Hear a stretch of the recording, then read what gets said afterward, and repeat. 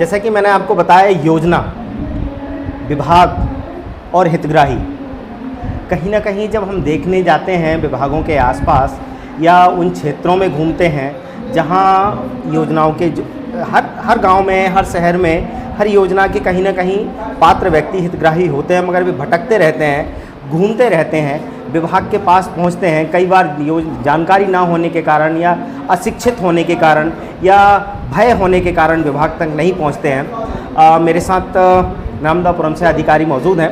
मैं सर सबसे पहले आपका परिचय जानना चाहूँगा। मेरा नाम विवेक नागवंशी, सहायक आयुक्त जनजाति कार्यबल, जिला नामदापुरम से। सर आपका जो विभाग है उसमें कौन कौन सी योजनाएं होती हैं? देखिए, जैसे कि नाम से परिलक्षित होता है, हमारा विभाग जो है मुख्यतः अनुसूचित जाति एवं जनजाति वर्ग के लिए कार्य करता है। हमारे विभाग में कई प्रकार की योजनाएं संचालित हैं, जिसमें सबसे अच्छी जो है वो है छात्रवृत्ति। जैसे कि आप जानते हैं कि SC/ST वर्ग के जितने भी बच्चे कॉलेज में जा रहे हैं, ITI में जा रहे हैं, उन सबको छात्रवृत्ति प्रदान की जाती है। साथ ही साथ आश्रम और छात्रावास की सुविधा। ऐसे बच्चे जो दूरस्थ गांव में रहते हैं और स्कूल के पास उनके पास रहने की सुविधा नहीं होती है, तो हमारे विभाग द्वारा विकासखंड स्तर पर भी अलग अलग छात्रावास और आश्रमों की सुविधाएँ दी गई है।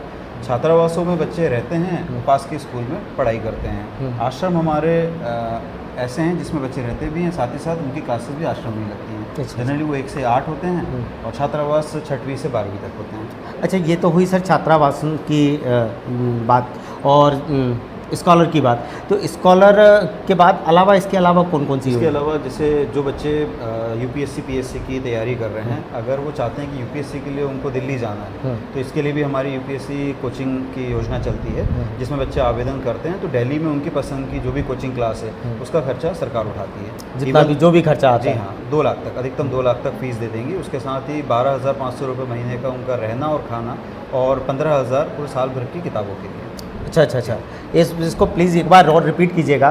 दर्शकों, ये बहुत महत्वपूर्ण बात है उन बच्चों के लिए जो पढ़ रहे हैं, जो शिक्षा के लिए जो शिक्षित होना चाहते हैं, जो पढ़ना चाहते हैं, जिनके माँ बाप अपने बच्चों को पढ़ाना चाहते हैं। मैं सर से इस बात को पुनः दोहराने के लिए बात कर रहा हूँ कि ये योजना के विषय में पुनः एक बार बताइएगा सर प्लीज़। जो भी बच्चे UPSC की तैयारी करना चाहते हैं, मतलब IAS IPS IPS IAS बनना चाहते हैं और दिल्ली जाना चाहते हैं, उसके लिए स्कीम जो चलती है उसके तहत वो अपनी मनपसंद कोचिंग चुनते हैं, जिसमें सरकार उनको अधिकतम 2 लाख रुपए तक का व्यय करती है कोचिंग की फीस साल भर का। हाँ, 2 लाख रुपए तक का सरकार देगी। अगर 180 है तो पूरा पैसा सरकार दे रही है, 2 लाख है तो भी सरकार दे रही है। अगर 2,20,000 है तो 20,000 छात्र को खुद देना पड़ेगा।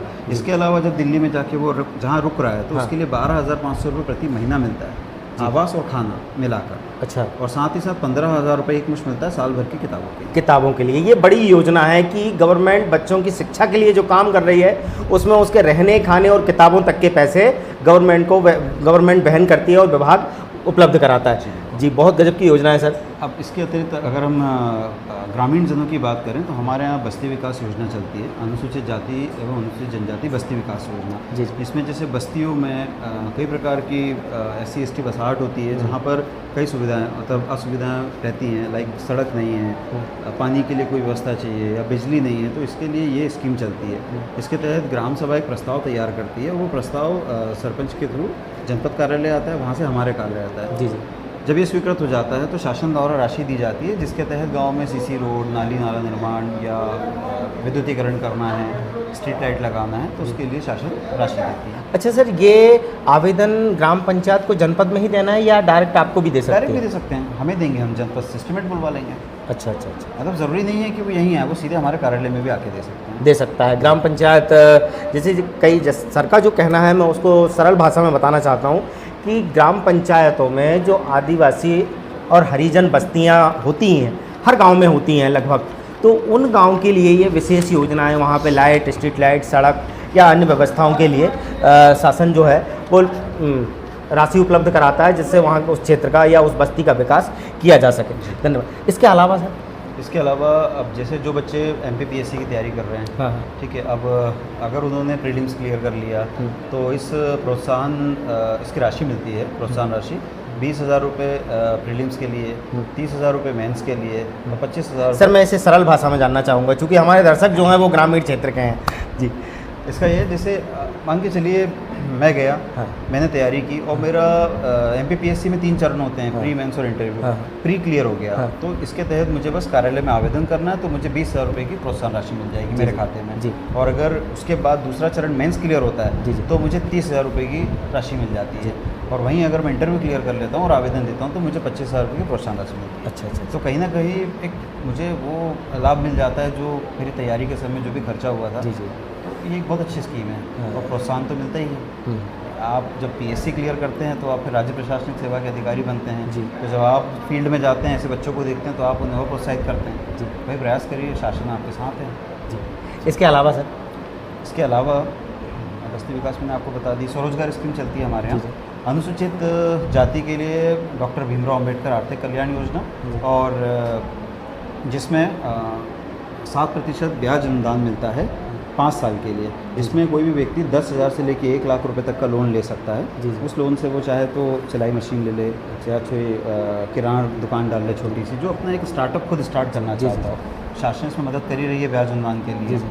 और दूसरी सेम ऐसी जनजाति वर्ग के लिए चलती है हाँ। टंटिया मामा योजना हाँ। और बिरसा मुंडा योजना। अच्छा। तो हम इन स्कीम के थ्रू हम मदद करते हैं जो युवा हैं या महिलाएं भी हैं जो अपना खुद का कोई व्यवसाय करना चाहती हैं। भाई होता है, सब में टैलेंट होता है पर उनको अवसर नहीं मिल पाता, तो शासन इसके थ्रू एक लोन की सुविधा देती है। टंटिया मामा और जो बिरसा मुंडा योजना है उसमें भी सेम ही है? सेम ही है बिल्कुल। अच्छा, एक अच्छा। से 10,000 से लेके 1 लाख और 1 लाख से लेके 25 लाख तक। अच्छा अच्छा। तो उसमें आप जैसे जैसे आगे बढ़ते 1 लाख से 25 लाख, ये कैसे?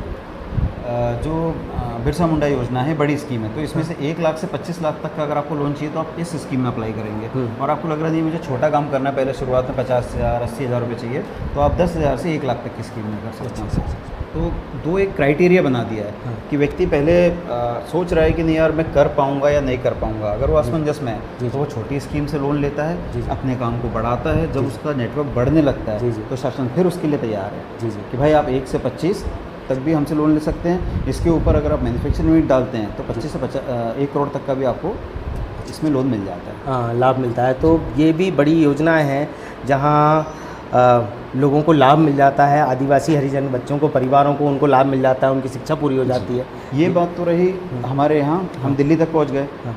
अब हमारा विभाग बच्चों को विदेश तक पहुँचाता है। जी।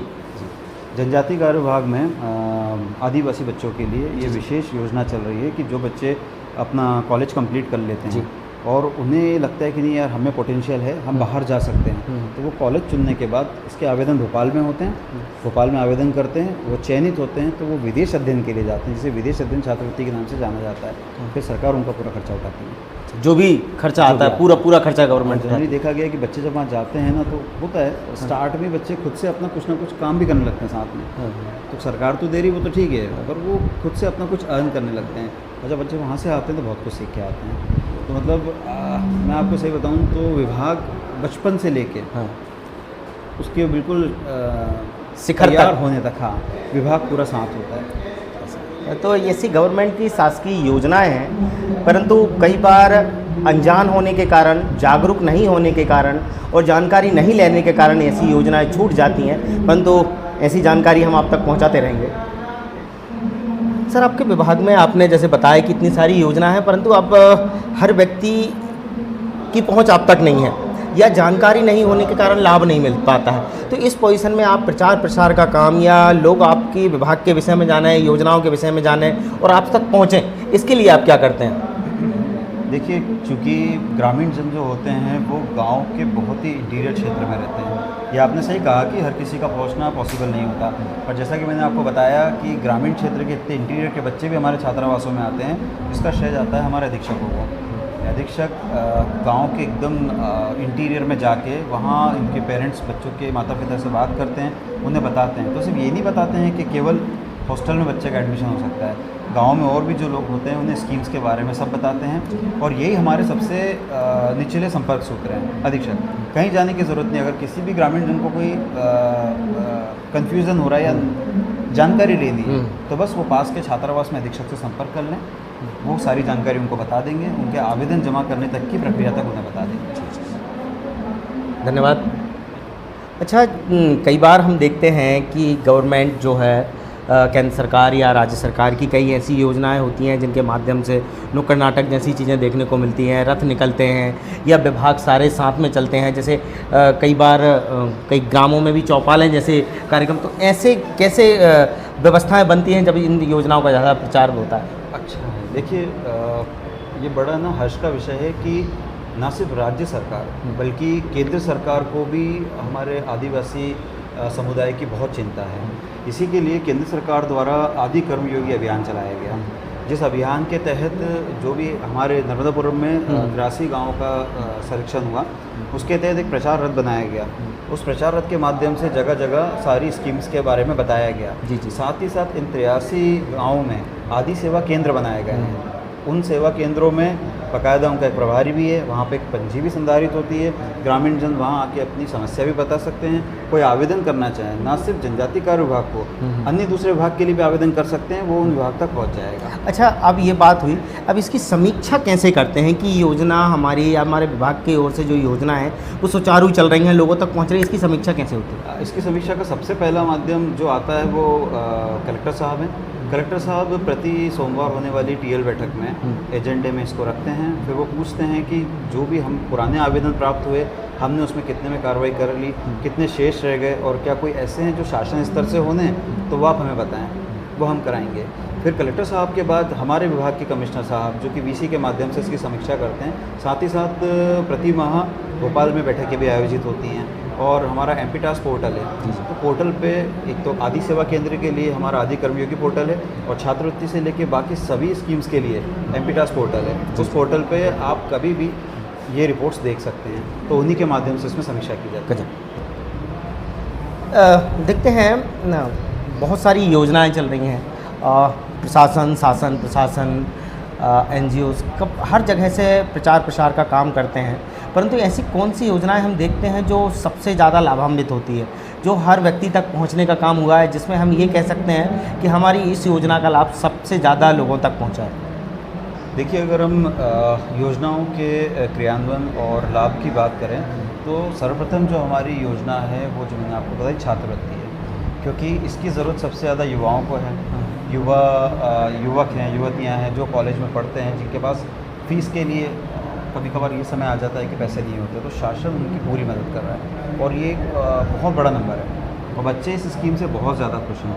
इसके अलावा समरसता की ओर एक बहुत अच्छा कदम उठाया है अनुसूचित जाति विभाग द्वारा, जिसमें अंतर्जातीय विवाह स्कीम चलाई जाती है। जिसमें कोई भी अनुसूचित जाति वर्ग का युवक या युवती सामान्य वर्ग या ओबीसी वर्ग के किसी युवक या युवती से विवाह करते हैं तो उनको प्रोत्साहन स्वरूप 2 लाख रुपए की राशि दी जाती है, जो किसी भी एक नवविवाहित जोड़े के लिए काफ़ी मायने रखती है। इसके अतिरिक्त हमारे जो छात्रावास योजना है ये वरदान इसलिए साबित हो रही है क्योंकि पूर्व में क्या होता था कि पेरेंट्स जो बहुत ही इंटीरियर में जो आदिवासी समुदाय के लोग हैं वो ज़्यादातर मजदूरी करते हैं, तो उन्हें चिंता होती थी कि अगर हम दिन भर मजदूरी करेंगे तो हमारे बच्चे कहाँ रहेंगे। ठीक है, स्कूल जा रहे हैं या नहीं जा रहे, या तो उन्हीं के साथ वो मजदूरी करने लगते थे। शासन ने जब छात्रावास योजना चालू करी तो ये उनके लिए ऐसे वरदान साबित हुई कि वो कहीं भी जा रहे हैं अब वो निश्चिंत है।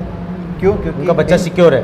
इन छात्रावासों में बच्चों को खाना पीना रहना और साथ ही साथ एक अच्छा गार्जियन माहौल मिलता है। बिल्कुल सर। ठीक है, और कई बार जब उनके पेरेंट्स आते हैं तो उनके पेरेंट्स को भी इन छात्रावासों में यहाँ का विज़िट कराया जाता है, यहाँ का भोजन वगैरह उनको टेस्ट कराया जाता है। इससे वो बहुत खुश होते हैं और चूँकि वो अपने बच्चों को जब पढ़ते हुए देखते हैं, उनको लिखते हुए देखते हैं तो उन्हें बहुत अच्छा लगता है। धन्यवाद। आपने जो जानकारी दी वो हमारे दर्शकों के लिए, उन हितग्राहियों के लिए जिनको ये योजना का लाभ मिल रहा है और उन लोगों के लिए विशेष जो इससे शायद अनजान है, अनभिज्ञ है या उन तक ये योजनाओं की जानकारी नहीं है, तो उनको भी ये लाभ जानकारी बहुत महत्वपूर्ण रखती है। मैं अंत में आपका एक संदेश उन दर्शकों के लिए जिससे वो आप तक पहुंच सकें, इन योजना का लाभ ले सकें, ऐसा एक संदेश हमारे दर्शकों के लिए। जनजातीय कार्य विभाग की योजनाओं के लाभ के लिए देखिए, हमारा एक अगर जो ऑनलाइन पोर्टल यूज़ करते हैं या इंटरनेट यूज़ करते हैं वो एमपी टास्क पे जाके सारी स्कीम्स देख सकते हैं, उनके बारे में सारी जानकारी ले सकते हैं। और जो भी ग्रामीण जन हैं जो इंटीरियर में रहते हैं वो अपने नियरेस्ट छात्रावास चले जाएं, वहाँ जो छात्रावास अधीक्षक हैं उनके माध्यम से वो सारी जानकारी प्राप्त कर सकते हैं, इवन वो आवेदन भी कर सकते हैं। साथ ही साथ वो चाहें तो सीधे हमारे कार्यालय में संपर्क कर सकते हैं, वो अपना आवेदन कर सकते हैं। धन्यवाद, बहुत शुक्रिया। अपने शहर, अपने प्रदेश की ताजा खबरों के लिए लाइक करें, शेयर करें, सब्सक्राइब करें और हाँ, बेल आइकन दबाना ना भूलें, क्योंकि खबर हमारी, फैसला जनतंत्र का।